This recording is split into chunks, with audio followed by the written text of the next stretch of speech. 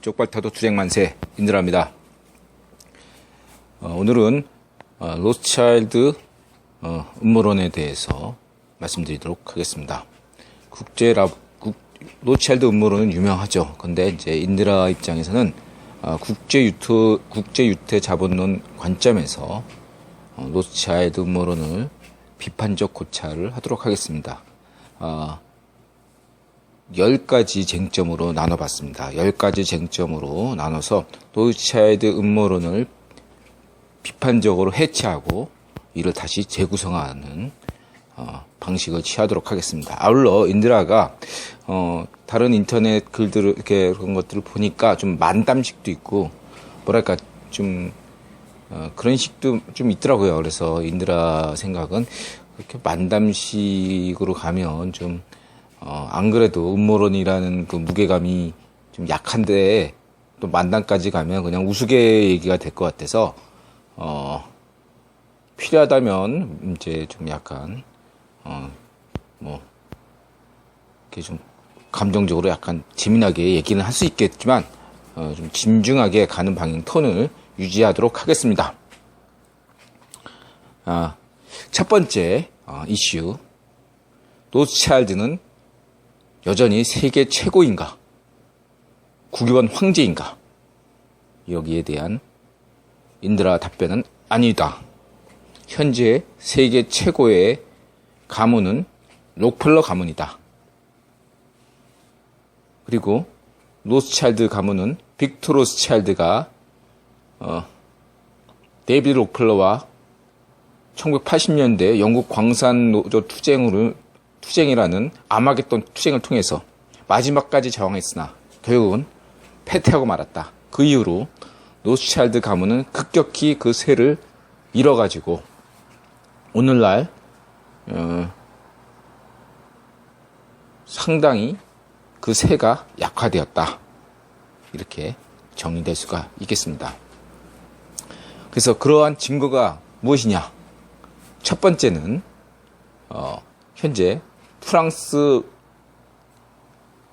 영국, 연합 로스차일드 가문과 스위스 로스차일드 가문이 현재 법정 소송 중이라는 언론 기사가 떴습니다. 과거에는 볼 수가 없는 것입니다. 만일에 로스차일드 가문이 여전히 위력적이라면 이런 기사는 나오지 말아야 됩니다. 나올 수도 없고요. 검열이 돼야 되는 거죠. 설사 내부적으로 분쟁이 있었다 할지라도 통제가 됩니다. 여러분 인드라가 강조했죠? 록펠러로 검색하면 한국에서는 통제가 된다. 인터넷에서. 박근혜를 아무리 욕하는 건, 박근혜 대통령을 욕하는 건 전혀 검열 통제가 안 됩니다. 구글이나 네이버나 쪽발 네이버나 해서. 그러나 록펠러로 검색하면 검열이 됩니다. 여러분 그걸 아셔야 됩니다. 로스차일드로 검색하면 검열이 안 된다는 것. 이것은 로스차일드가 현재 권력을 가지고 있지 않다라는 것을 말해주는 것입니다. 이런 기사가 나오면 안 되는 거죠. 그런 비근한 예로 빌더버그라는 거죠. 과거에는 비밀 조직이었고 어디서 개최하는지 매년 개최되지만 어디서 개최하는지 명단이 누구인지 전혀 알 수 없었지만 요즘은 명단이 꾸준히 유출되고 장소도 다 공개됩니다. 이것은 그만큼 빌더버그가 힘이 잃었다는 것을 반증하는 거죠. 예, 그런 이치입니다. 그리고 두 번째, 그러니까 이게 두 번째가 이제 인터넷에서 로스차일드로 검색하면 비판적인 얘기들이 많이 나온다. 마지막으로 이제 세 번째 로스차일드의 어떠한 것은 쪽발 석현의 중앙일보를 중심으로 한 한국 언론의 태도에서 볼 수 있습니다. 썰전 같은 경우는 쪽발 석현이 야심작으로 미는 프로그램 아닙니까? 쪽발이 편향적인 방송이죠. 예, 인드라 보기엔 그렇습니다. 그래서 저는 한 번도 보지는 않았는데 어쨌든 간에 썰전 같은 데서 로스차일드를 깐다 이거죠. 병신들 모아놓고. 아니 로스차일드 가문이 세계 최고 권력이라면 이런 쪽발 석현 같은 새끼들이 헛소리하는 걸 가만 놔두겠습니까? 여러분이 그 황제라면 이런 걸 가만 놔두겠어요? 절대로 좌시할 수 없죠. 근데 쪽발석형 같은 새끼들이, 응? 좆다닌 새끼들이 마저 로스차일드를 비웃고 있다 이거죠. 예. 그러니까 로스차일드 가문은 현재 세계 최고 가문이 아닌 겁니다. 그렇게 이해하시면 되겠습니다. 두 번째로 로스차일드 재산에 대해서 인터넷에서 의견이 분분합니다. 인드라 블로그에도 로스차일드 재산 관련으로 많이 들어오더라고요. 그래서 이거에 대해서 인드라는 명확하게 입장을 정리를 했죠. 예. 10조 플러스 1천억 이렇게 얘기를 했죠. 예. 왜 이제 10조 원이냐, 10조 달러냐, 뭐 이런 거, 뭐 그랬냐면, 인드라가 이제 주장하는 건 첫 번째가 뭐냐면, 이제, 이게 이제 뭐 50조 달러서부터 뭐 여러 가지 설이 나오잖아요. 근데 이제 수능빙부터 시작해서 일단은 인터넷에 음모론으로 책 쓴 사람들은 전부 인드라가 9번 첩자로 의심하고 있습니다. 이리 유카바 채 같은 사람도 무슨 캐나다 무슨 위원회 어쩌고저쩌고 하는데 이 사람 저기 중국 교포로 알고 있는데요. 근데 그 위원회 찾아보니까 없어요. 공공단체도 아니고 시민단체도 아니고 어디도 없어요. 근데 이걸 한국의 해는 출판사가 이리 유카바 채라는 사람을 뭘 믿고 과연 이게 유명한 베스트셀러 출판사인데 대중적인 출판사인데 이런 거를 출판했다는 것 자체가 저는 굉장히 의심스럽게 보고 있습니다. 화폐전쟁을 펴낸 그 출판사, 또 역시 인드라가 또 의심하는 출판사고요. 이렇듯, 저는, 음모론으로 책 낸 사람들은 일단 의심하고 보자. 구분 간첩으로 일단 의심하자. 여러분도 그리고 의심해야 돼. 인드라가 만약에 이 음모론 관련으로 80살 이전에 책을 낸다면 여러분 인드라가 드디어 국위원회에 포섭됐구나 이렇게 생각하시면 됩니다. 80 이후에는 인드라가 인드라가 딱 경계 수명이 현재 지금 재보니까 80살 정도까지만 살 것 같아요. 그래서 현재 이 건강으로 보면 그래서 만약에 인드라가 80을 넘어가지고 만약에 책을 낸다면 그거는 인드라가 이제 중압해서 당당하다 이거죠. 이제 살 만큼 살았다. 그러니까 그때 만약에 80 이후에도 책 내는 건 그때 책 내는 건 이제 인드라가 소신을 꺾이지 않았다고 보고 책 내도 상관없는데 80 이전에 인드라가 만약에 책을 내면 국위원에게 포섭당했다 이렇게 보시면 되겠습니다. 어쨌든 간에 인드라가 추정하는 어떤 로스차일드 재산 근거는 뭐냐? 금이다 이거죠. 금인데 이 금이 현재 10조 달러 정도 돼요. 전 세계 시장이. 근데 거기 이 금 가격을 통제하려면 적어도 50% 이상, 약 60% 이상 정도는 장악해야 되는 거 아니냐 이거죠. 그죠? 그래야지 어떤 그만한 자금력을 갖추고 있어야지 금시장을 움직일 수 있는 거 아니겠습니까? 그래서 저는 한 10조 달러에서 그거에서 60% 그래서 6조 달러 정도를 로스차일드가 재산을 가지고 있다 이렇게 보고 있는 겁니다. 그러면은 이거보다 더 금을 혹시 더 많이 가지고 있는 거 아니냐? 가질 수 있어요. 로스차일드가 더 많은 금을 스위스 지하에다가 숨겨놓을 수 있습니다. 하지만 이 가치는 별게 아니라는 거죠. 왜냐하면은 금이라는 게 만약에 엄청난 금이 그동안에 이렇게 통계 잡히지 않았던 금이 세상에 공개된다면 그러면 그만큼 금 가격이 폭락하겠죠. 그렇죠? 지금 러시아의 다이아몬드 광산이 산더미처럼 큰 게 하나 발견됐는데 개발을 안 한다 그러잖아요. 만약 그걸 개발한다면 다이아몬드 가치가 뚝 떨어지겠죠. 그렇죠? 수요와 공급 그 차이에서 그러니까 결과적으로 그 가치는 아무리 현재 로스차일드가 숨겨진 금을 아무리 많이 가지고 있더라도 그 가치는 일정량 현재 금 시장이 10조 달러 정도 된다면 거기에 60% 한 6조 달러 정도 가지고 있다. 이렇게 보는 것이 합리적인 추산이다. 이렇게 볼 수 있다는 거죠. 그렇죠? 그리고 이제 근본이 여기 하나 대목하면 근본이라는 거는요. 많은 사람들이 그 이상한 어떤 망상을 갖고 있는데 음모론자들이 근본이제로 돌아갈 수가 없어요. 왜냐하면은 현재 현물 시장을 금이 감당을 못 해가지고 이행한 게 바로 이 석유 기반 달러 체제거든요. 기존에 금 기반 달러 체제가 무너질 수밖에 없었던 건 금 기반 달러 체제로 세상의 현물 시장을 감당할 수 없었기 때문입니다. 그 만약에 감당할 수 없으면 어떻게 되냐? 조선시대 때 통화처럼 돼요. 그냥 싹 돈을 구경할 수 없으니까 어떻게 됩니까? 그냥 예? 경제 구조가 후퇴가 되는 거죠. 예. 감당이 돼야 돼요. 근데 그렇다고 무작정 무한정으로 찍어낼 수는 없는 거잖아요. 그죠? 그러니까 그리고 지금 현재 석유 기반 달러도 현재 현물 시장을 감당할 수 없으니까 그래서 위안화가 나오고 SDR이 내가 나오는 겁니다. 예? 여전히 뭐 달러 결제 기반은 하지만 여기를 보완한다는 의미에서 이제 위안화가 나오고 SDR이 나오는 거예요. 이런 것들을 감안하면 될 것입니다. 어쨌든 6조 달러 정도가 노스차일드 재산인데 여기다가 이제 뭐 한 1천억 달러 그 정도 가지고 있다. 뭐 이렇게 플러스 그 포브스에서 발표한 거 그 정도 수치를 가지고 있다 이렇게 얘기할 수 있어요. 그렇다고 한다면 과거에 그러니까 수공빈이 얘기했던 무슨 뭐 50조 달러 이건 뭐냐? 1940년대 이건 간단하게 하면요.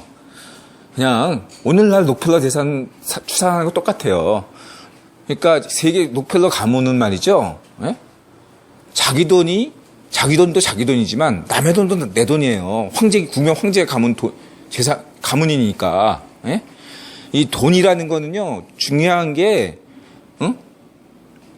자본주의에서 이 돈이라는 건요, 예. 지금 현재 그 이름이 계좌 이름이 누구냐가 중요하지 않습니다. 네트워크로 움직이는 거예요. 인맥으로 움직이는 겁니다. 인맥. 예? 인맥과 네트워크예요. 그걸 장악한 사람이 누구냐에 따라서 그 재산이 움직이는 겁니다. 그래서 하루아침에 만수르 재산이, 예? 전부 영원이 될 수가 있어요. 예? 푸틴 재산이 아무리 많든, 뭐, 누구 재산이, 쪽발이 재산이 아무리 많든 간에, 내일 아침이면 딱 영원이 될 수가 있어요. 이해가 되십니까? 예? 네트워크, 전 세계 그 은행 네트워크, 금융 네트워크를 쥐고 있는 사람이 누구냐가, 그러니까 중요한 겁니다. 예? 주시장에서 주식을 아무리 많이 가져도 소용없어요. 예? 예? 인맥을 제대로 형성하지 않으면 다 그것이 파산날 수가 있는 거고, 돈을 다 뺏길 수가 있는 거예요. 예? 그런 걸 감안하셔야 됩니다. 예? 그런 것 때문에 그 당시에 1940년대는 세계의 모든 돈이 로스차일드 돈이었죠. 왜냐하면 로스차일드가 당시에는 구별 황제 가문이었기 때문에. 근데 오늘날은 록펠러 가문이 세계의 황제 가문이고 록펠러 재단이 전 세계 금융 시스템을 장악하고 있기 때문에 로스차일드의 재산은 얼마 되지 않는다. 이렇게 정의를 드리고 싶습니다. 그리고 세 번째, 로스차일드가, 1대 로스차일드죠. 마이아 암셀 로스차일드. 과연 어떤 식으로 돈을 벌었을까? 부자가 된 비결은 뭘까? 여기에 대해서는 이제, 리룽시라는 이제 중국인이 쓴 로스차일드 관련, 책에서 본다면 정경유착입니다. 물론 저는 이제 리룽시나 여러 가지 책들을 인용하지만, 인드라가 현재 가장 높이 평가하는 어떤 로스차일드 관련 서적은 니얼 퍼거슨이 쓴 로스차일드 가문 이야기입니다. 아직 읽지 못했어요, 제가. 언젠간 읽어야 되겠다고 생각하고 있는데 아직 읽지 못했는데요. 왜 니얼 퍼거슨이냐면 니얼 퍼거슨이 로스차일드 가문에서 인정했습니다. 제이콥 로스차일드가 인정했어요. 니얼 퍼거슨 사회자로 나온 어떤 인터넷에 나오는 동영상이 있어요. 경제 관련 비디오. 예. 거기에도 제이콥 로스차일드가 나옵니다. 친하더라고요, 서로. 예, 안면이 있고 친하더라고요. 니얼 퍼거슨은 인드라 관점에서는 국유본 노비네파에 속하고 그렇기 때문에 제이콥 로스차일드와 친하고 로스차일드 가문의 책을 쓸 수 있었고 또한 전기를 쓸 수 있었고 또 헨리 키신저도 노비네파죠. 헨리 키신저 자서전도 쓸 수 있었던 겁니다. 인드라는 니얼 퍼거슨에서 역사 경제학자인데 높이 평가하는 편입니다. 하여튼 간에 이 사람 책을 권하고 아직 읽지는 못했습니다. 그래서 그거를 제외하고서 나중에 한번 인드라가 이런 추론한 게 하고 니얼 퍼거슨이 이야기한 거가 얼마나 유사한가 뭐 여러 가지 차이점과 공통점을 짚어볼 생각입니다. 어쨌든 간에 이롱씨라는 사람의 입장은 인디라가 현재 가장 타당하다고 하는 부자 비결인데요. 예? 무슨 뭐 시크릿 뭐 이런 거 아니고요. 간단하게 얘기해서 정경유착입니다. 당시에 독일에는 카셀 그 공화국에 그러니까 여러 가지 수많은 공국으로 쪼개져 있었죠. 그 공국 중에 하나에 장악했던 이제 헤센 공국에 영어식으로는 윌리엄, 뭐 독일식으로는 브렐름, 뭐 또 네덜란드식 빌렘, 빌럼, 이런 식으로 번역이 되는 그냥 브렐름으로 하죠. 브렐름, 예, 브렐름, 예, 윌리엄 영어식으로 할까요? 그냥 영어식으로 합시다. 윌리엄 왕이 있는데요. 이 왕을 가르친 사람이 왕사잖아요. 근데 이제 왕사가 있었는데 이 왕사가 이 빌리엄 왕자실의 개인 교사였어요. 교장이었는데 이제 얘를 가르친 거죠. 이 윌리엄 왕세자를. 그래서 이제 이 사람이 왕이 된 다음에 그 공을 길어서 그 선생의 아들을 공무원으로 취직시킵니다. 그 공국의 재정 담당 공무원으로 취직을 시켜요. 그 사람이 바로 누구냐면 부데루스라는 사람입니다. 그러니까 이 부데루스라는 사람은 하는 일이 뭐냐면 헤센카세 공국의 이 윌리엄 왕이 용병 장사를 했거든요. 예? 독일 용병 장사가 굉장히 짭짤했어요. 굉장히 유럽에서 가장 큰 부자가 됐어요. 용병 장사로. 이 윌리엄 왕이요. 그래서 그 용병 장소를 하면 그 대금을 받을 거 아닙니까? 그거를 뭐 각국에 주로 이제 영업한 데가 국가들이니까 각국의 국채를 받을 거 아닙니까? 그 국채를 받아가지고 그거를 그게 당장은 돈이 되는 게 아니잖아요. 국채는. 그러니까 이거를 어음할인, 국채할인 방식으로 해서 시장에 푸는 겁니다. 그걸 이제 유대인들이 이렇게 사는 거죠. 예? 어음할인하는 거죠. 어음할인. 그냥 어음할인이라고 생각합니다. 국채 할인하는 거죠. 할인율로. 그 할인율을 몇 프로를 이제 먹는 건데, 근데 이제 문제는 유대인들이 그 수수료도 일정하죠. 예? 할인율도 시장에 공통이고, 그거는 뭐 변동사항이 없는 거잖아요. 그렇죠? 네. 정해져 있잖아요. 근데 거기서 유대인들이 어떤 서로 경쟁했던 것은 어떤 거냐면 바로 환전에 있습니다. 어떻게 환전은 어떻게 하느냐에 따라서. 그렇죠? 그 중세 시대 때에서 자본주의로 왔을 때 이 환전상들이 그 이자를 기존의 그 카톨릭 교리에 따르면 이자는 불법이었으니까 대신에 환전 차이에 의해서 그 수수료를 떼먹었잖아요. 그러니까 그런 것들. 그래서 환전의 차이에 굉장히 중요했다 이거죠. 환전에 따라서 가격이 달라지니까. 그래서 바로 여기에 바로 어떤 비밀이 있었던 겁니다. 그러니까 당시에 그 부데로스가 이제 어음 할인 받으러 시장에 냈는데 이거를 한 업체하고만 거래한 게 아니라 수많은 유대상인들과 그 환정산들하고 거래를 한 거죠. 예? 로스차일드는 그 중에 하나였던 것 뿐입니다. 근데 이제 로스차일드는 어떻게 했냐면 비상한 머리를 가지고 이건 그동안에 뭘 했냐면 이 사람은 그냥 자파상을 했어요. 그냥 동전 그냥 우리 지금식으로 보면 고물상이라고 마찬가지예요. 고물상을 한 거예요. 자파상인데 고물상인 거죠.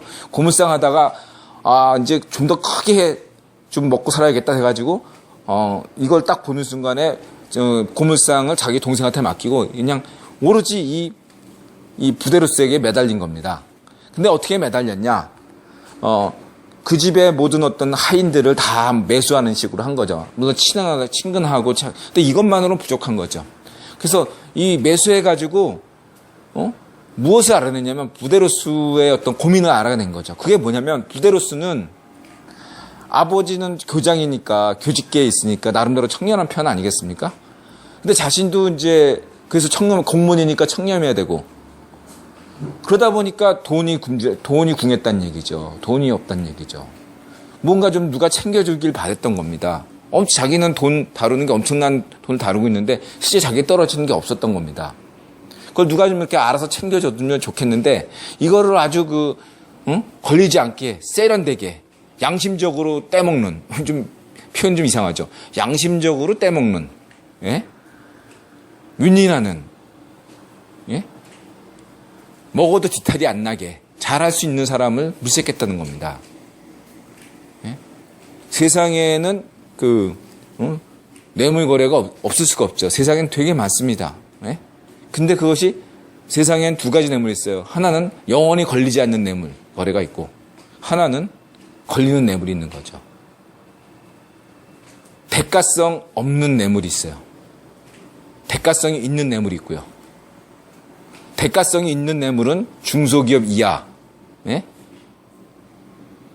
10대 재벌 미만, 뭐 이런 애들. 당장에 급하니까 뇌물 쓰면 이런 건 들통이 날 수밖에, 언젠가는, 지금 당장 아니라도 몇 년 뒤에는 날 수밖에 없다 이거죠. 대가성이 없는 뇌물. 이게 더 진국이라는 거지. 대가성이 없는 뇌물. 예? 로스차일드가 힘을 발휘한 건 바로 대가성이 없는 뇌물이었던 겁니다. 대가성이 없는. 당장 뭘 바래가지고 부데스한테 밀착관계 한 것이 아닙니다. 오히려 로스차일드는 어떻게 했느냐? 자기가 손해를 감수했던 겁니다. 자기의 수익률을 포기하고, 예? 그래야만이 부데르스에게 어떤 이익을, 어떤 수수료를 떼줄 수 있는 거 아닙니까? 그죠?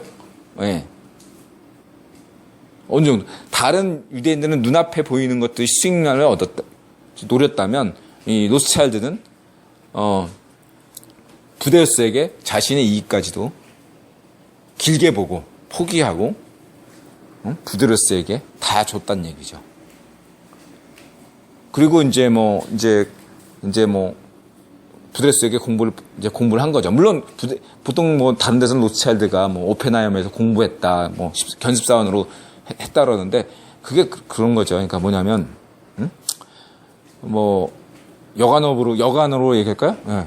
모텔 영업하던 사람이 호텔 영업, 예? 이 규모가 확 커진 그거하고 같은 숙박업소 일이니까 원리는 같다 이렇게 얘기하시겠지만 규모가 커지면, 예? 전혀 다른 거죠. 다시 말해서, 로스차일드가 부데르스에게 매달릴 때는요, 부데르스에게 공부할 때입니다. 큰 거래는 1790년대에 가서야 비로소, 예? 이루어졌어요. 그게 이제 그 덴마크 헤센 왕의 친척인데 그 사람에게 친척한테도 돈 꿔줄 때도, 예? 다 이자 받았습니다. 그때도 이제 그거의 첫 번째로 했던 커다란 거래였거든요. 그러니까 거래 1790년대 이전까지는 로스차일드는 별 볼 일이 없었다는 거예요. 큰 거래 참여도 할 수 없었고 계속 부데르스 밑에서 시키는 대로 일만 했던 겁니다.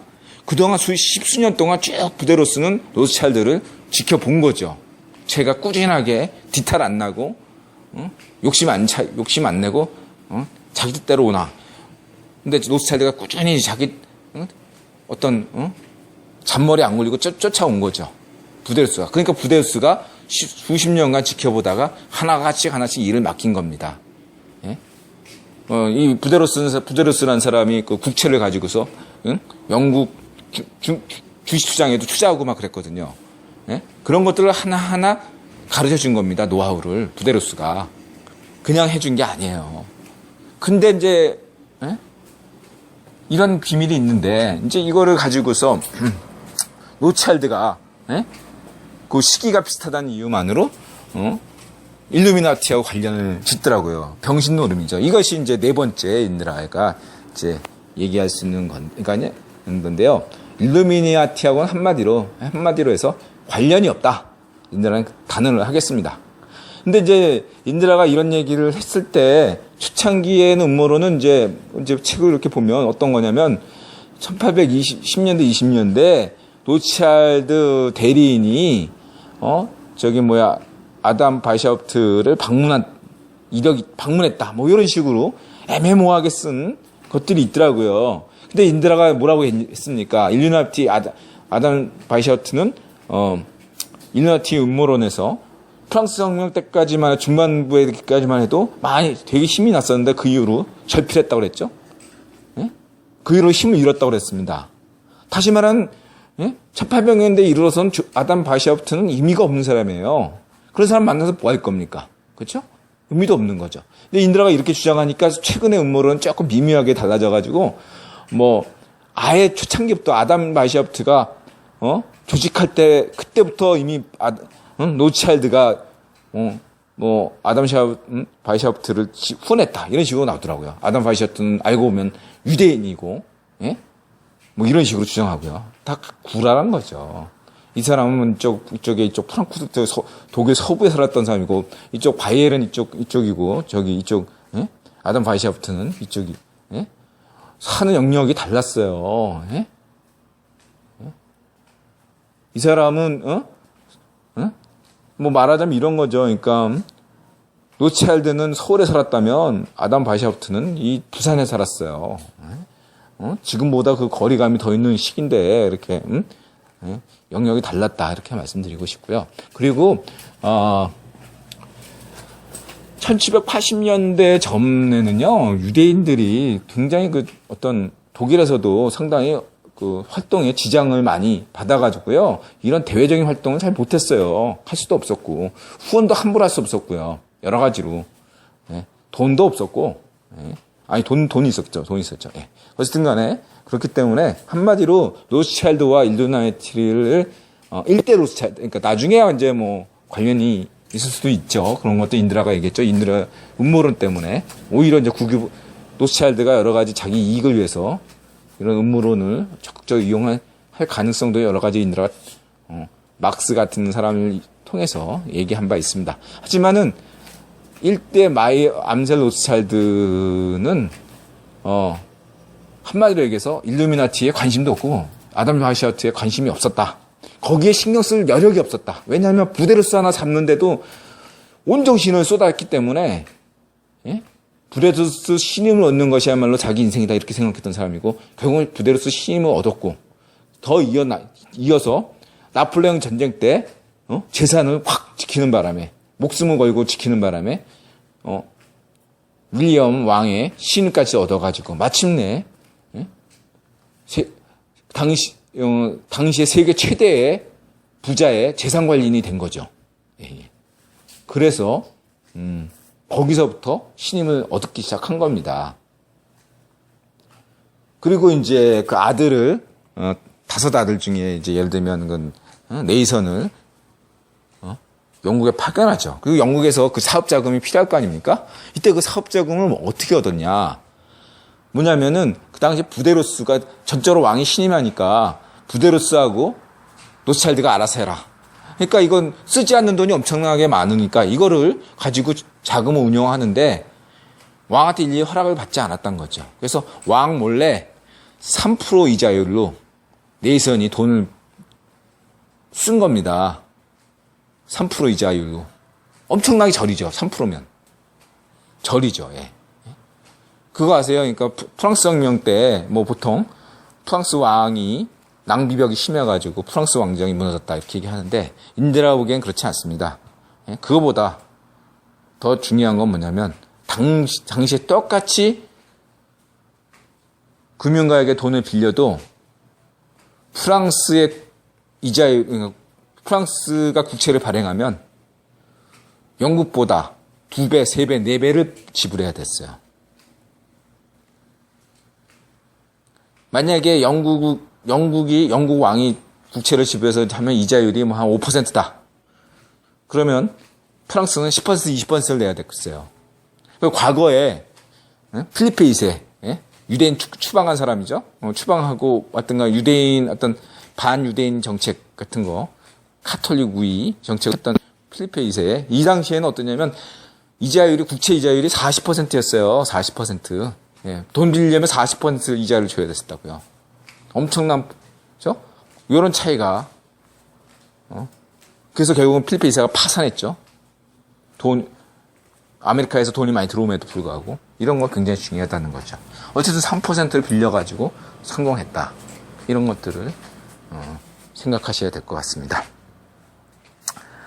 그 다음에 이제 5번째, 나폴레옹 전쟁에서 이제 보통, 주식 투자로 큰 돈을 벌었다라는 것인데, 인드라도 그런 줄 알았는데, 이게 알고 봤더니, 그 히틀러 쪽에 그 괴벨스가, 나치가 만든 선정이었다고 그러더라고요. 그러니까, 사실은 이제 그 리얼 퍼거슨의 견해에 따르면, 이게 이제 어떤 거냐면, 당시에, 로스차일드는 각 지점에 로스차일드 형제들 둬가지고, 그 금 거래를 했습니다. 그 요즘 뭐 재정 거래라고 하는데요. 오늘날 치면 간단해서 아주 무조건 이익이 나는 거래인 거예요. 그러니까 각국에서 이따가 자기네들이 생각한 것보다 금이 오르면 그 오른 만큼 뭐 그 차액을 이용해서 팔거나 사는 거죠. 각 지점에서. 예? 그렇게 하는 건데 뭐 그 나폴레옹 전쟁 때는 어떤 거였냐면 금이 계속 오를 거라고 본 겁니다. 그러니까 대륙에서 금을 샀던 거예요. 계속 오를 거라고 생각하니까 계속 금을 산 거죠. 나폴레옹이 돌아온 엘바섬에서 탈출한 나폴레옹이 계속 권력을 잡을 거고 워터루 전쟁 이후에도 계속 전쟁을 수행할 것이라고 본 겁니다. 여기에는 비밀이 있겠죠? 예. 로스차일드가 영국에도 지원했겠지만 나폴레옹도 지원했던 것입니다. 간단하게 하면. 그렇죠? 엘바섬에 탈출한 나폴레옹이 순식간에 권력을 잡는 과정이 과연 우연일까요? 네? 그냥 나폴레옹의 명성만으로 그게 과연 권력이 쉽게 잡아질까요? 그렇지 않았다고 볼 수 있겠죠. 그렇죠? 네. 그러니까 나폴레옹이 권력을 장악하는 과정에 분명히 프랑스 로스차일드의 힘이 있었을 것이다. 이렇게 저는 보고 있습니다. 그리고 그걸 이용해서 계속 전쟁 지속을 바랬겠죠. 허나 허무하게 지고 맙니다. 나폴레옹이 말이죠. 워터루 전투에서. 그로 인해서 오히려 당황한 것은 로스차일드였던 거죠. 왜냐하면 금을 왕창 사놨기 때문에 금값이 폭락할까 합니까? 커다란 손해에 직면하게 된 거죠. 그래서 이거를 만회할 방법이 뭐였냐? 당시에 영국이 전쟁에 질 거라는 소문이 파다해가지고 영국 국채가 똥값이었어요. 그러니까 영국 국채를 왕창 산 거죠. 그 헐값의 국채를 영국 국채를 사가지고 나중에 비싼 값에 판 겁니다. 근데 보통 여러분들이 그 주식시장을 얘기하는데 당시의 주식시장은요, 산업혁명 전의 주식시장은 별게 아니었어요. 그러니까 특히 그러니까 철도가 자본주의 꽃이라고 하잖아요. 그러니까 철도는 영국에서도 1820년, 30년대부터 시작됐거든요. 예? 그 철도 사업이 본격화되기 전에 어떤, 산업화라는 것은 뭐 별게 없었어요. 주식시장에 뭐 없었던 겁니다. 특별히. 예? 뭐 튤립, 아메리카 남해 기업, 뭐 이런 거 다 그냥 별게 아니라는 거죠. 예? 그러니까 그런 상황에서 큰 돈을 벌 수 있는 건 아니었다는 얘기죠. 그럼 무엇이 큰 돈이었냐? 그건 국채죠, 국채. 대부분 종잣돈 마련, 모건도 결국은 돈 번 게 국채 사업이거든요. 그걸로 종잣돈을 마련한 겁니다. 그래서 국채로 큰 돈을 벌어둔 겁니다. 그래서 이제 비로소 그 국채로 돈을 벌었기 때문에 그때 비로소 이제 나폴레옹 전쟁 때 상당한 재정적 기반을 마련했다. 이렇게 평가할 수 있습니다. 하지만 중요한 건 그 당시에 돈을 많이 모았지만 경제적으로는 돈을 모았지만 로스차일드 가문이 아직 국유본 황제 가문은 아니었다는 겁니다. 그럼 무엇이었냐? 그 당시에는 그냥 이제 막 유력한 가문이 되었을 뿐이지 그 당시에 그 평가 나폴레옹 전쟁 직후에는 이런 평가가 있었어요. 유럽엔 6대 강국이 존재한다. 영국, 프랑스, 프러시아, 오스트리아, 러시아, 그리고 베어링 형제 가문. 이 베어링 형제 가문은 이제 프리메이슨을 기반으로 해가지고 한 가문이죠. 예? 영국 귀족과 협력해서 동인도 회사, 그다음에 프리메이슨과 협력해가지고 큰 돈을 벌었죠. 인드라가 평가할 때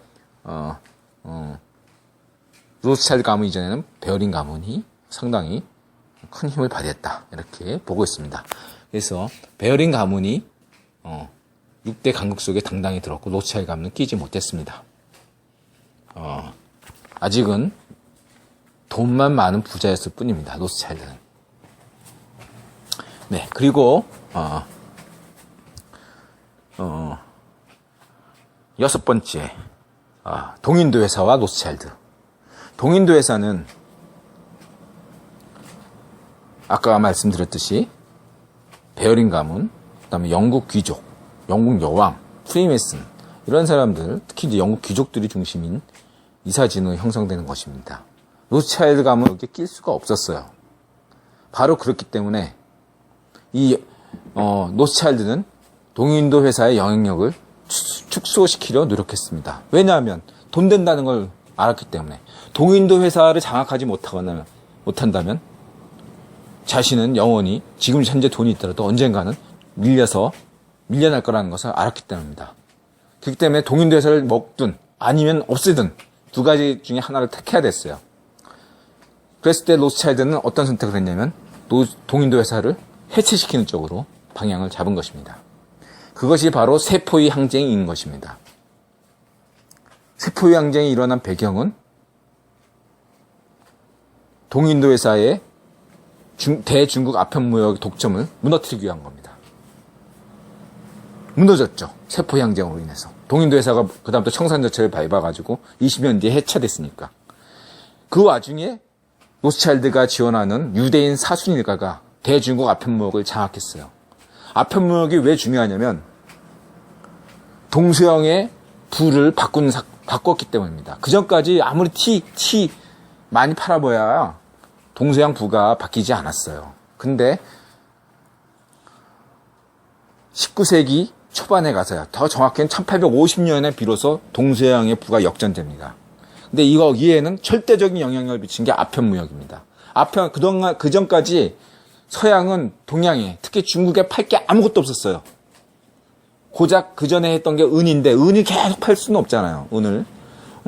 멕시코 같은 아메리카에서 은을 가져와다가 계속 동양에다 팔았는데, 그런 은도 다 떨어진 거죠. 그것도 안 되니까 이제 총 팔아가지고, 총을 일본에 쪽발에게 팔고, 쪽발에서 난, 그 당시에서 쪽발 은광이 조선인의 기술로 개발돼가지고, 굉장히 은을 많이 채굴했기 때문에 그 은을 총을 주고 은을 사서 중국에 판 거죠. 이런 식의 삼각무역을 했는 건데 그조차도 한계가 다다른 것이 그 당시 상황입니다. 그래서 마지막으로 나온 대안이 아편인 거죠. 아편무역. 이 아편무역을 통해서 큰 불을 지은 겁니다. 드디어 서양이 중국에 팔 물건이 생긴 겁니다. 그게 바로 아편이었던 겁니다. 그전까지 아무것도 중국에 팔 게 없었어요. 다 싸구렸어요. 다 싸구렸어요. 싸구려. 조도 안 가지는 그런 상품이었습니다. 오늘날 중국 상품이 약간 그런 면이죠. 옛날에 영국산 제품들이 그런 질 낮은 상품들이 대부분이었습니다. 근데 아편으로 인해서 바뀌었죠. 그래서 이 아편무역을 사순일가가 결국은 독점해서 공식적으로는 그러니까 사순일가가 제일 부자가 됐죠. 실적으로는 로스차일드가 제일 부자였지만 어쩐 식으로 이러고 동인도 회사는 해체가 됩니다. 세포의 항쟁은 로스차일드 가문이 일으킨 것입니다. 그건 세계 최초로 인드라가 주장하는 겁니다. 세포의 항쟁의 배우는 로스차일드다. 이건 전 세계 어느 음모론에도 없어요. 인드라만이 주장하는 겁니다. 세계 최초로. 처음으로. 어디서 본 거 아닙니다. 인드라가 주장하는 겁니다. 인드라가 세계 최초로 주장하는 거 굉장히 많습니다. 예. 그렇죠? 예. 세포의 항쟁은 로스차일드가 배우다. 이렇게 이해하시면 되고요. 그 다음에 이제 7번째 이슈. 그러면은, 왜, 네티 로스차일드 영국 남작이죠? 그럼 언제 로스차일드 가문은 구변 황제 가문이 됐는가? 그것은 영국의 4대 로스차일드인 네티 로스차일드가 남작 자기를 받습니다. 그거로부터 인드라는 구변 황제 가문으로 로스차일드 가문이 되었다. 로스 가문이 황제 가문이 되었다라고 보고 있습니다. 그러면은 그 전에 유럽에서는 로스차일드 가문들이 다 귀족 자기를 받았거든요. 제일 마지막으로 받은 나라가 영국이에요. 근데 사실은 로스차일드 가문 중에 가장 힘을 형성한 게 영국인데 왜 영국에서 제일 늦었을까요? 귀족 자기를. 그것은 그만큼 영국의 귀족과 영국 귀족 세력이 영향력이 컸다는 거죠. 그리고 베어링 가문, 그리고 프리메이슨. 이런 세력들이 굉장히 셌다는 겁니다. 강했기 때문에 로스차일드 가문을 굉장히 위협적으로 받고 보았기 때문에 계속 견제를 했던 것입니다. 근데 그런 견제마저도 통하지 않고 드디어 정권 교체가 된 거죠. 그래서 인정하지 않을 수 없었던 것입니다. 그래서 비록 공작도 아니고 후작도 아니고 백작도 아니고 자작도 아닌 세습 남작 자기지만 귀족 자기를 받았다는 것 자체가 유태인이 엄청난 거죠. 그렇죠? 그래서 이 시기부터 그리고 네티 노스차일드가 1880년대인데 실질적으로는 그러니까 이건 공식적으로는 남작자기를 받은 것부터 노스차일드 황제 가문 시대가 시작됐다 이렇게 보고 레닌은 이 시기부터 독점 자본주의 시대가 열렸다 이렇게 평가하고 또 뭐 경제사적으로는 신비로운 노스차일드 은행 시스템이 시작된 시기라고 보고 있는데 인드라는 요거보다 10년 정도 일찍 공식적으로는 1880년대지만 실질적으로는 1870년대부터 시작됐다 이렇게 보고 있습니다. 왜냐하면 보불전쟁 이후로 보불전쟁과 파리코멘을 지나가면서 유럽에서는 그런 평가가 나왔습니다. 유럽에는 6대 강국이 있다. 첫 번째는 그러니까 영국, 프랑스, 프러시아, 오스트리아, 러시아 그리고 로스차일드 가문. 베어린 가문이 탈락합니다. 베어린 가문이 탈락하고 로스차일드 가문이 등장하죠. 그러니까 보불전쟁과 이 파리코멘의 로스차일드 가문이 여러 가지 입김이 작용했다. 이렇게 볼 수 있습니다. 그래서 인드라가 얘기했죠. 그래서 막스가 개망신을 당하고 스스로 인터내셔널을 해체하고 왜냐하면 백이 사라졌으니까 네? 믿었던 백이라는 그런 막스의 다들 막스는 알고 보면 노스차일드 인척이야 이런 걸로 한번 뭔가 이렇게 신비로운 어떤 인사가 됐거든요. 한국에도 운동권에 과거에 8, 90년대 그런 걸로 이렇게 해먹는 애들이 좀 있었어요. 인드라가 잠시 담궜던 사회당도 그런 게 있었어요. 알게 뭐, 사회당의 당수는 얼굴마담이고, 실제로 배후에서 조종하는 인물이 있는데 얘가 신비로운 인물이다. 뭔가 뭐 이런 식으로. 이런 게 막 통했어요. 마치 이거 알고 보면 노스차일드다. 유럽의 누구다. 무슨 아메리카에 누가 잡고 있다. 응? 뭐 이런 식의 어떤 신비주의로 포장된 어떤 그런 개소리들이 있었거든요. 그런 게 아주 먹힌단 말이에요, 혁명가들한테는. 그리고 사실 그런 게 먹힐 만큼 노스차일드가 영향력을 발휘했고요. 하여간 그러다가 그게 싹 사라지니까 락스 권위가 뚝 떨어진 거죠. 하여간 그건 많이 얘기했으니까 이제 넘어가기로 하고요. 어쨌든, 1870년대는 굉장히 중요한 게 또 이제 디즈데일리라고 있죠. 예, 디즈데일리가 그걸 또 알 수 있는 게 디즈데일리가 앞뒤 D자와 끝자리 빼면 이스라엘이죠. 디즈데일리의 앞뒤 철자를 빼면 이스라엘입니다. 이 디즈데일리가 보수당 영국 총리가 되죠. 근데 이게 굉장히 중요합니다. 그 전까지 로스차일드 가문은 다른 멤버처럼 휘그당 혹은 이제 그 이후에 1840년부터는 휘그당의 후신이 자유당이 되고 그렇죠? 이 자유당이었거든요. 이게 휘그당과 토리당은 영국 토리당은 카톨릭 왕을 인정하느냐 반대하느냐. 반대하니까 휘그당, 반대파 휘그당. 그리고 여기는 금융 자본가 중심. 토리당은 국왕파, 그러면 뭐 귀족 중심, 뭐 이런 식으로 됐거든요. 예? 그러니까 당연히 이런 형성 과정에서 당연히 금융 자본가들은 대부분 어디로 합니까? 예? 휘그당. 을 지지하게 돼 있는 겁니다. 휴당파가 된 겁니다. 다들. 예? 알고 보면 힘있는 그래가지고 초기에 형성됐을 때 한 50년 동안인가 그 정도는 저 휘그당이 독점을 해요. 근데 휘그당만 계속 독점하니까 어떻습니까? 말이 안 되잖아요. 그러니까 여러 가지 논란이 되니까 그거를 슬쩍 보수당에 그러니까 토리당에다 넘겨주는 대신에 예? 그리고 또 그동안에 아무런 실권도 없던 왕들 조지 1세, 2세에 대해서 조지 3세는 에게 마치 권력이 있는 것이냐 연기하게끔 했습니다. 그래서 조지 3세가 또 나중에 정신차려를 일으키죠. 계속 연기하라고. 자기는 원래 힘도 하나도 없는 놈인데 예? 힘이 있는 것처럼 연기하라고 하니까 그 연기를 하는 게 자기가 이게 실제인지 아닌지 이거 맨날 연기한 사람들이 이중인격으로 살아야 되니까 얼마나 힘듭니까? 그러니까 나중에는 그게 너무 힘들어가지고 막 자살도 시도하고 막 그랬대요. 하여튼간 정신착란도 일으키고 하여튼 그런 상태였다는 거죠. 실제로 권력은 휘그당이 갖고 있는데 휴거당이 50년 이상 가지고 있으니까 나머지 계속 가지고 있으면 문제가 많잖아요. 예? 정당 시스템에 문제가 있다고 생각하니까. 그래서 토리당에다 넘겨준 겁니다. 이런 양식에. 그러니까 휘끄당은 여태까지, 휘끄당과 자유당이 여태까지 이 금융, 소위 말하는 이쪽 국유원 황제, 베어링 가문, 프리메슨, 뭐 이런 애들이, 노스차일드 이런 사람들이 다 자유당이었거든요. 휘끄당이었고.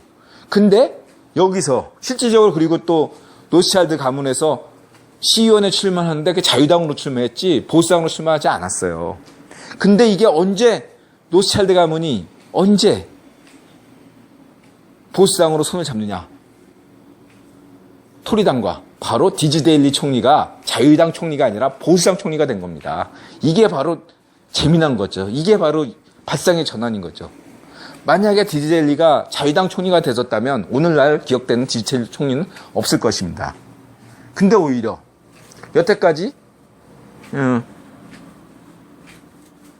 유대인들은 영국을 위해서가 아니라 자기의 이익만을 위해서 움직인다.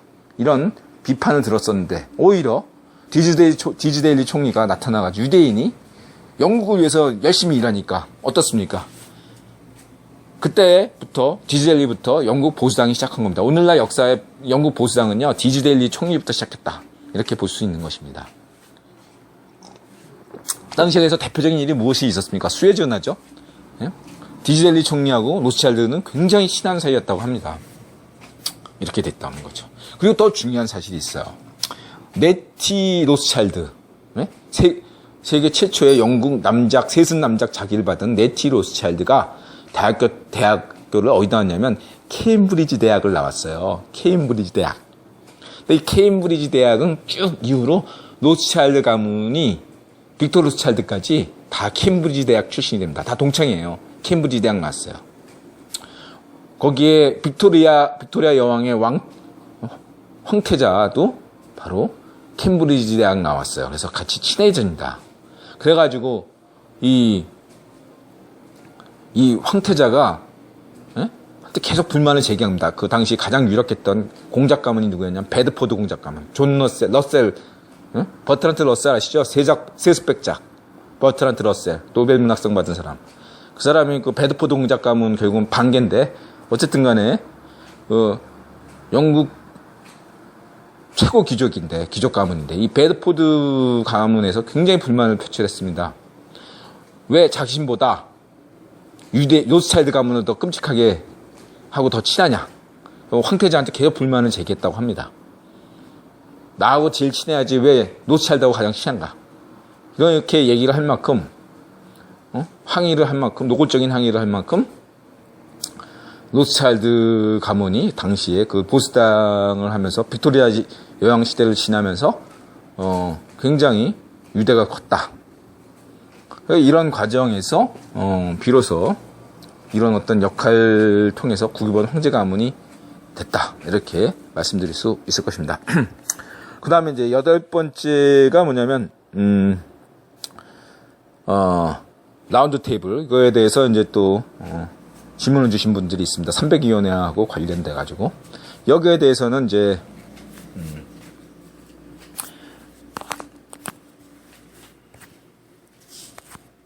말씀드리면은 세실 로즈라는 사람이 이제 거의 당시에 이제 다 공기가 안 좋아져 폐병 이런 것들 걸려가지고 요양차 이제 남아프리카에 갔는데 거기서 자기 할 일을 발견한 거죠. 여기야말로 뭐 자기가 할 일이 있다 그래가지고 사업을 전개합니다. 그리고 이 사람이 이제 광산금융회사를 만들어가지고 굉장히 큰 돈을 벌고 또 거기에 이제 이 사람이 역량을 발휘해가지고 그쪽 남아프리카 총독이 되죠.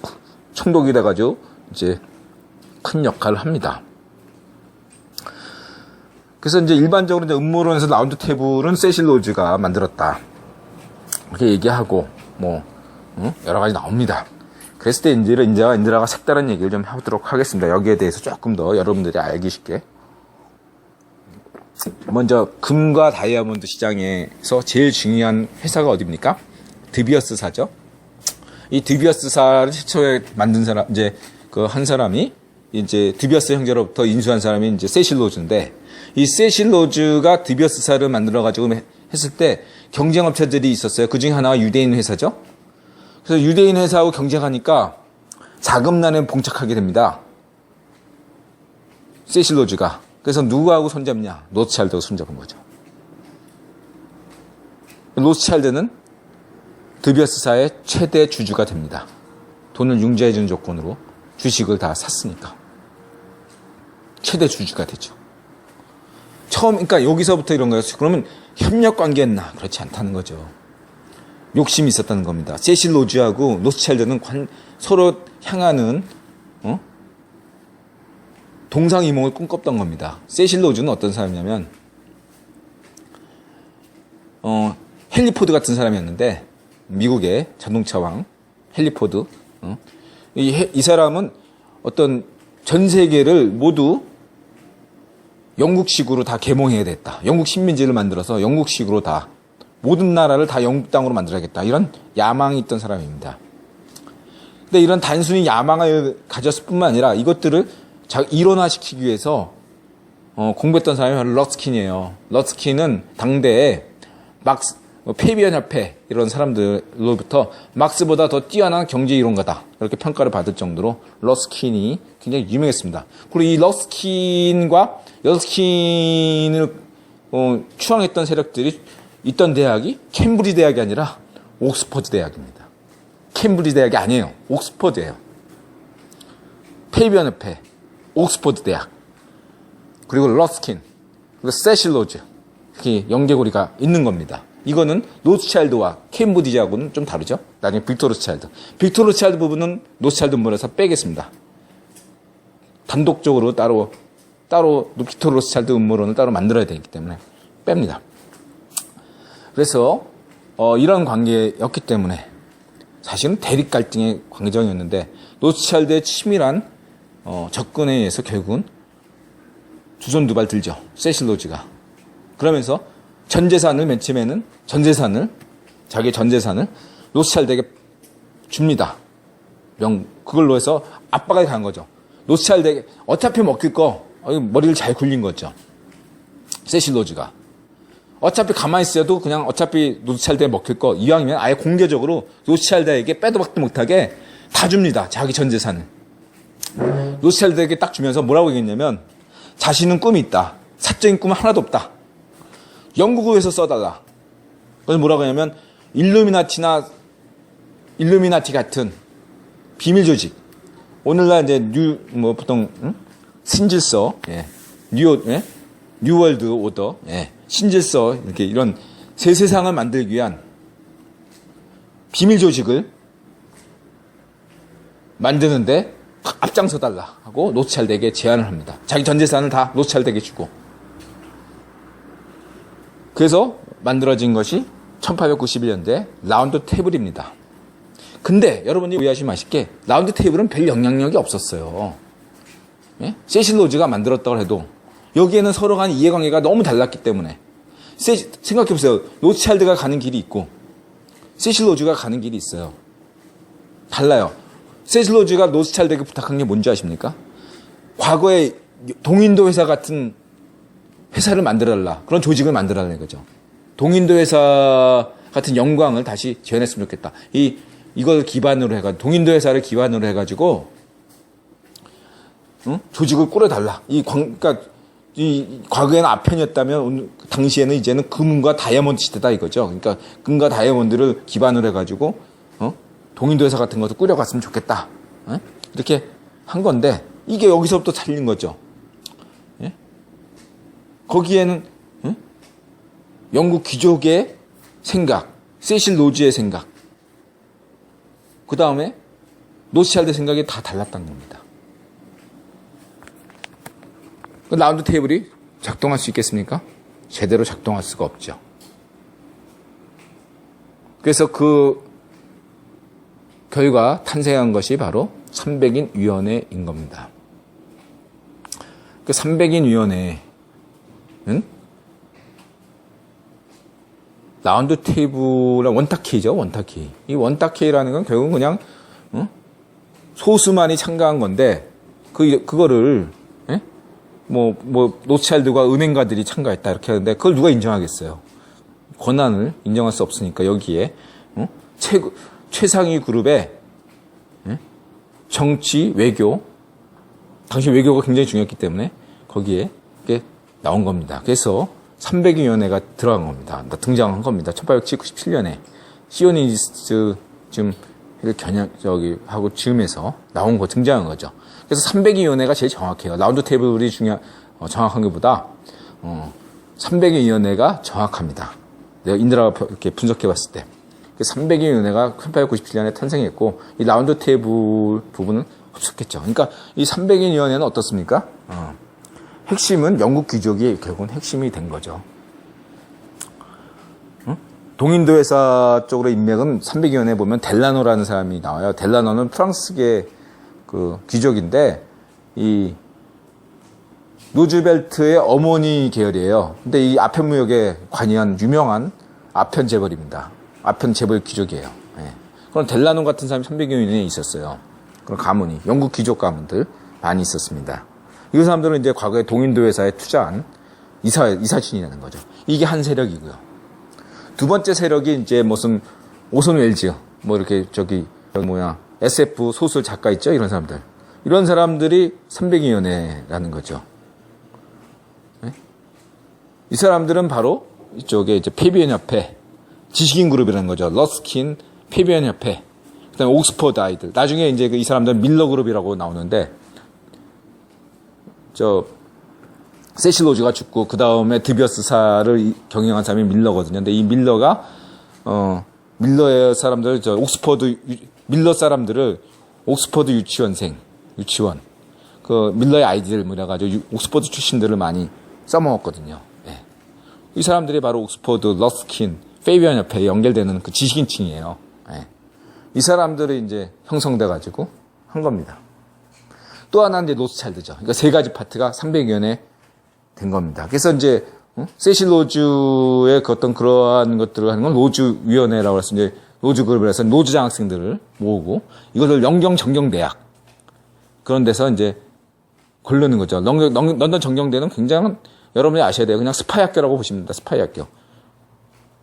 영국의 그냥 어지간한 스파이들은 영국 정경대 출신이다. 런던 정경대. 굉장히 중요합니다. 예?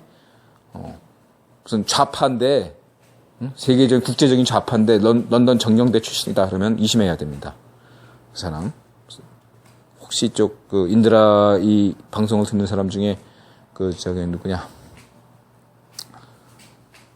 트로츠키 주의자가 있으면 인드라에게 하는 사람이 있을 겁니다. 예? 런던 정경대. 예, 잊지 마시고. 그리고 데이비드 록플러가 영국에서 어디서 공부했죠? 정경대. 예. 요런 거 대학 중요하되고 그다음에 이제 그렇죠? 요런 것들을 좀 참고하셔야 되고요. 또 무슨 이제 연구소, 심리연구소, 예. 타비스톡 연구소. 이 타비스톡이 바로 그 베드포드 공작의 다른 별칭입니다. 예. 러셀, 베드포드, 타비스톡. 예. 예, 그렇습니다. 그래서 이게 300위원회로 보면 된다. 그래서 이제 이 갈등 관계가 처음부터 있었다. 이렇게 보시면 되고요. 그래서 이제 그 보호 전쟁 때도 로스차일드는 반대했다고 합니다. 그 보호전쟁, 2차 보호전쟁 때 이렇게 강행하는 거에서 반대해가지고, 요런 것들. 그 나중에 이 나치까지 연결되는 이런 일련의 과정도 세력이 형성되는 것들을 잘 생각하시면 돼요. 예. 그러니까, 그런 점들을. 그 다음에 요즘 아파르헤이트까지 이어지고 또 뭐, 최근에 또 로즈 이렇게 로즈 또 세실 로즈. 이렇게 깎아내리는 또 운동이 진행되고 있죠. 이런 것도 여러 가지들 여러분들 감안하셔야 될 것 같습니다. 어쨌든 간에 중요한 것은 로스차일드는 이런 모든 일련의 과정을 지나가면서 드비어스사를 장악하죠. 오펜하이머라는 사람이 나중에 경영하지만 어쨌든 오펜하이머도 결국은 로스차일드의 대리인이라고 할 수 있겠습니다. 그 다음에 이제 9번째 피바디 모건. 이게 이제 미국 현지 대리인을 누구로 하냐. 그래서 피바디를 맨 처음 했죠. 근데 피바디가 너무 미국적인 사람이어가지고, 영국적인 인물, 모건을 선택했죠. 그러면 왜 영국적인 인물을 선택했느냐. 여기에는 이제, 문제가 있습니다. 뭐냐면, 당시에, 네이선이 죽고 난 다음에 어떤 문제가 발생했냐면, 최장자가, 그러니까 각국의 5개국의 이제 로스차일드 손자들인 시스템이 있는데, 당시 최연장자가 프랑스 로스차일드가 됐어요. 제임스라고. 그러다 보니까, 이쪽 귀족 입장에서는, 순전히 귀족적 입장에서, 이제 연장자가 제임스가 됐으니까, 로스차일드의 중심이 영국에서 프랑스로 넘어왔다. 이렇게 착각한 겁니다. 그리고 실제적으로 영국에서도 그런 것 때문에, 이제 영국의 국력이 쇠퇴되는 거 아니냐. 이렇게 불안을 가졌고. 그게 1840년대 일이라고 합니다. 그게. 그런 식의 불안감을. 예? 특히 1848년 혁명 시기가 있었죠. 그때 전후를 해가지고 굉장히 불안을 했다고 합니다. 그래가지고 그때 이제 그래서 바로 그런 이유로 피바디가 교체가 된 거예요. 영국식으로. 아니다. 로스차일드는 영국을 떠나지 않는다. 그런 의미에서 피바디하고 관계가 악화돼가지고 끝난 게 아니라 그 이후로도 피바디는 로스차일드 가문하고 아주 친하게 지내다가 죽었다고 합니다. 모간을 선택한 것은 어쨌든 영국계라, 모간이 영국계였기 때문에 영국 귀족의 추천을 받아가지고 영국계라는 걸 강조했어요. 나중에는 막 모건이 자기는 로스차일드하고 관련이 없다는 식으로 하려고 유대인하고 흑인은 출입금지 뭐 이런 식으로 모건하우스 외에는 들어오지 말라 이런 걸 일부러 다르게가지고 서는 그 길을 명식적으로 내는 겁니다. 근데 사실은 내부적으로는 굉장한 관계였고요. 근데 이제 여기서 중요한 게 뭐냐면 로스차일드가 아주 현명했던 게 모건에만 의존하지 않았다는 거죠. 모건은 영국계라고 딱 내세우면서 거기에 오히려 그 모건의 위치를 지위를 더욱 돈독하기 위해서 오히려 그런 어떤 영국적인 이미지를 더 강화시키기 위해서 위에서도 그렇고 또 사슴 가문처럼 미국 경제를 장악하기 위해서 독일 출신의 유대인들을 미국에 많이 보내서 많이 키웁니다. 그런 사람들이 뭐 골반이니 뭐 쿤노비니 뭐 여러 사람들이 있지. 그러니까 이런 식이 된 거예요. 그래서 저 당시에 19세기 말에 보면 모건하고 유대 자본가하고 경쟁하는 게 굉장히 많습니다. 철도건 모건 간에. 근데 알고 보면 둘 다 자금 출처가 다 로스차일드예요. 둘 다 로스차일드인 겁니다. 재밌지 않습니까? 예, 그렇게 되는 거예요. 예. 그게 중요한, 그렇습니다. 일단 모건은 어쨌든 간에 버블 전쟁 때 로스차일드의 권고에 따라서 국제 투자해가지고 큰 돈을 벌죠. 프랑스 국제 투자했다가. 그런 식으로 하여튼 국채로 봅니다. 예? 로스차일드도 국채로 돈을 벌었고, 증권으로 본 게 아닙니다. 주식으로 돈 번 게 아닙니다. 모건도 증권이 아니라 국채로 돈 벌었습니다. 전쟁을 통해서. 나폴레옹 전쟁을 통해서 로스차일드가 돈을 벌었고, 국채로. 보불 전쟁을 통해서 국채로 모건이 종잣돈을 마련한 겁니다. 이렇게 이제 보시면 되고 마지막으로 이제 10번째 이슈는 이제 국가 독점 자본주의, 미국 연방준비은행 여기에 이제 초기 연방준비은행 주주가 총 20만 주가 있는데 여기에 하노버은행 1만 2천 주, 로스차일드, 케미컬은행, 체이스은행 다 로스차일드죠. JP 모건의 내셔널 퍼스트 내셔널 은행 로스차일드죠. 록펠러와 쿤롭의 뉴욕 라슬 내셔널 시티 은행 여기에 쿤롭도 로스차일드죠. 와보그의 뉴욕 상업은행 로스차일드 역시 관계가 있습니다. 결과적으로 바로 여기 중에서 오직 하나 예외적인 존재가 록펠러인데 이 록펠러를 다스리기 위해서 독점법 반트러스트 동맹에서 록펠러의 정유회사를 쪼개버리는 거죠. 록펠러를 공세적으로 공격했던 인물이 유대인이었어요. 변호사 나중에 말씀드리겠지만 어쨌든 간에 그 유대인이 맹렬하게 록펠러를 공격하다가 세계 시온주의 연맹 회장이자 이스라엘 초대 대통령인 분이 어느 날 갑자기 이제는 그만하자 하고 한마디 하니까 그 변호사가 딱 록펠러 공격을 멈춥니다. 그것만 아시면 됩니다. 어쨌든 록펠러가 항복선언을 했죠. 로스차일드한테 대들다가 독점법에 의해서 대들다가 이렇게 하는 겁니다. 그래서 지금 유럽의 은행 체계들은 굉장히 유럽의 기업들은 비공개고 가족 경영이고 비밀주의가 많잖아요. 예? 반면에 미국은 어떻습니까? 성문법이고 다 공개고 그렇잖아요. 기업 공개가 다 대부분이잖아요. 왜 이런지 아십니까? 그리고 SEC이랑 SEC를 만들어가지고 미국의 주식시장이 유럽의 주식시장에 비해서 굉장히 까다로워요. 왜 이런지 아십니까? 로스차일드가 미국 자본을 통제하기 위해서 이렇게 한 겁니다. 록펠러 자본을 통제하기 위해서. 이해가 되세요? 현재 지금 한국에 이러한 게 막 그렇게 규제가 되게 심한 것도 원래 이게 이유가 있어요. 그러니까 이게 좀 짬뽕이 된 건데, 반면에 이제 쪽발은 한국에 비해서 굉장히 완화가 된 상태잖아요. 근데 요거는 아예 초창기에 그냥 전후 질서 때 확 잡아버려가지고, 예? 조금 달라요. 그러니까 한국하고 일본의 그 재벌이 비슷하지만 다른 게, 그 전에 재벌들을 싹 죽이고, 실질적으로 일본의 재벌의 실질적인 인물들은 다 국원 인물들이거든요. 그렇기 때문에 일본의 기업 체제는 굉장히 느슨해요. 거기는 뭐, 예? 한국처럼, 금산분리가 안 돼 있잖아요. 미쯔비시가 중공업도 은행도 하잖아요. 그렇죠? 미쓰이스미모토. 한국은 안 그렇지 않습니까? 왜 이렇게 돼 있을까요? 여러분들. 예? 그냥 순진하게 아직까지도 뭐 그냥 시민단체나, 좌파나 뭐 이런 데서 얘기하는 거에 그냥 듣습니까? 좌파 시민단체 배우를 체크해보십시오. 거기도 로스차일드, 록펠러 다 나옵니다. 그걸 아셔야 됩니다. 어쨌든 간에, 연방준비은행이 탄생했죠. JP모간의 어떤 의지가